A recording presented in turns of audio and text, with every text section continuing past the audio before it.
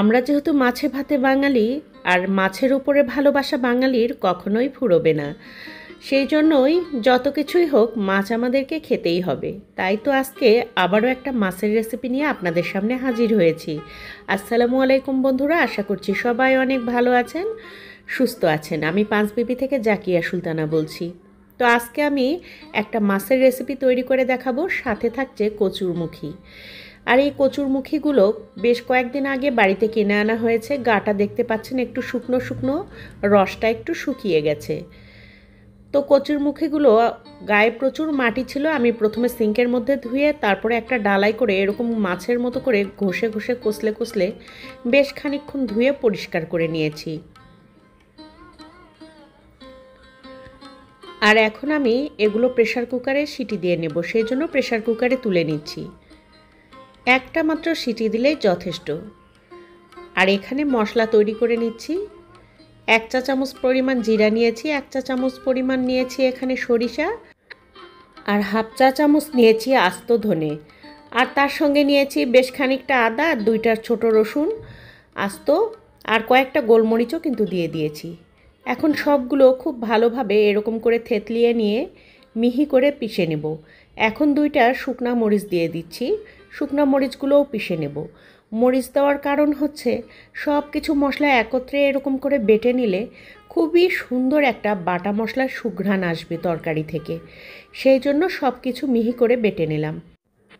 কচুরমুখীগুলো ওদিকে ঠান্ডা হতে দিয়েছি, আর এই কয়টা মাছ নিয়েছি, মাছটাও দেখিয়ে দিলাম।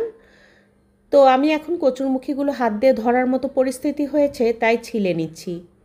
এরকম সেদ্ধ করে কচুরমুখী রান্না করলে কচুরমুখী ছেলাটা খুবই সহজ হয়, আর খেতেও কিন্তু খুব ভালো লাগে। এরকম করে সেদ্ধ করে কচুরমুখীর রেসিপি তৈরি করে না খেয়ে থাকলে আজকের এই রেসিপি ফলো করে কিন্তু রান্নাটা করে নিতে পারেন, খেতে খুবই ভালো হয়। তো বন্ধুরা, এতক্ষণও যারা সাথে আছেন ছোট্ট করে একটা লাইক দিয়ে ভিডিওটি কমপ্লিট করে নিতে পারেন। আর স্কিপ করে না দেখলে নিশ্চয়ই ভিডিওটা আপনাদের কাছে খুবই ভালো লাগবে। তো দেখতে পাচ্ছেন এখানে 2টা মাত্র বেগুন আমি এখানে ছোট ছোট টুকরো টুকরো করে কেটে দিচ্ছি। বেগুনগুলো এরকম পিস পিস করে নিচ্ছি। তো আমি কচুরমুখীর তরকারিতে একটু বেগুন দিয়ে থাকি, আপনারা না দিলে স্কিপ করতে পারেন। তো আমি এখন কচুরমুখীগুলো হাত দিয়ে আলতো করে একটু ভেঙে ভেঙে নিচ্ছি, এতে করে ভেতর থেকে ঝাল মশলা ঢুকবে, খেতেও খুব ভালো লাগবে। আর দেখতেই পাচ্ছেন খুবই দ্রুত হাতে এটা করে নেওয়া যায়। একটুখানি পানি এখানে দিয়েছি যাতে শক্ত দলা পাকিয়ে না যায়।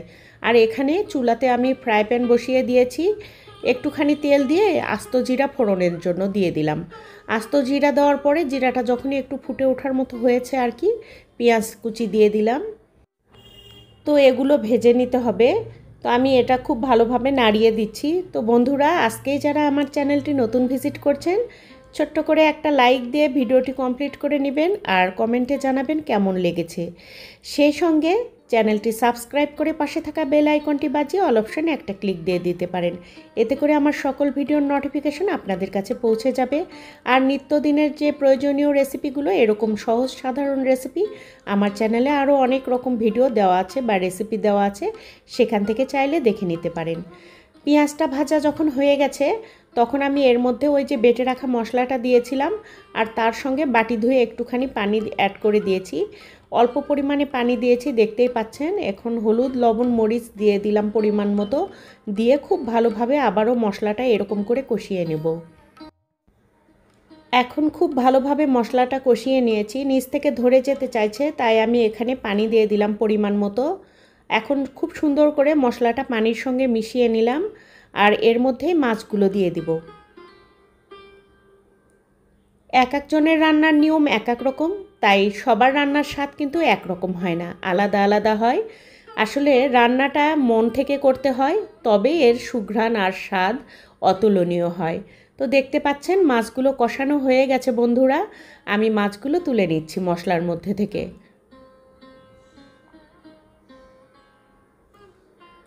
আর এখন এই মশলার মধ্যে বেগুনগুলো দিয়ে দিব। বেগুনগুলো দিয়ে খুব ভালোভাবে এখন মশলার মধ্যে কষিয়ে নেব। ঢাকনা দিয়ে ঢেকে দেব যাতে ভালোভাবে সেদ্ধ হয়। আর দেখতেই পাচ্ছেন বেগুনগুলো নরম হয়ে গেছে, খুব সুন্দর হয়ে সেদ্ধ হয়ে গেছে। মশলার গ্রেভিটাও অনেকটা কমে গেছে। এখন এখানে কচুর মুখী যেটা আগে থাকতে আমরা রেডি করে রেখেছিলাম সেটা দিয়ে দিচ্ছি।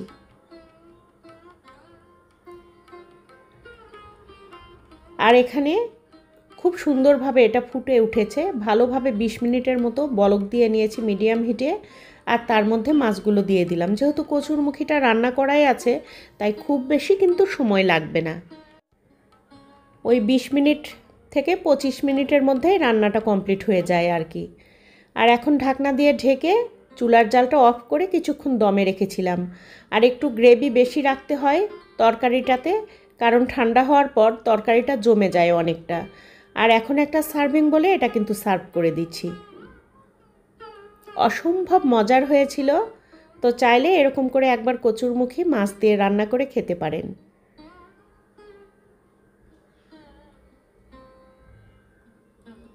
এটা দেখতে না যতটা লোভনীয়, খেতে তার চাইতে অনেক গুণ মজার। আর কচুরমুখী আমাদের বাড়িতে আমার বাড়ির কর্তা এবং আমার ছোট ছেলের ভীষণ পছন্দের। এই কচুরমুখীর রেসিপি হলে তাদের আর অন্য কিছু লাগেই না, একটা রেসিপিতেই তাদের জন্য যথেষ্ট হয়ে যায়। তো বন্ধুরা, দেখতে পাচ্ছেন খুবই লোভনীয় একটি রেসিপি এবং খুবই সহজ। বাটা মশলায় এরকম করে কচুরমুখী কে কে রান্না করেছেন কমেন্টে কিন্তু জানাতে পারেন। তো বন্ধুরা, এই ছিল ছোট্ট একটা রেসিপি আপনাদের সামনে আমার আজকে উপস্থাপন করার। রেসিপি ভালো লাগলে লাইক কমেন্ট শেয়ার দিতে ভুলবেন না। সেই সঙ্গে এতক্ষণ সাথে থাকার জন্য ধন্যবাদ জানাচ্ছি, আর আগামী ভিডিও দেখার জন্য আমন্ত্রণ জানাচ্ছি আপনাদের। দেখা হবে পরের যে কোনো রেসিপি নিয়ে। সে পর্যন্ত বিদায়, আল্লাহ হাফেজ।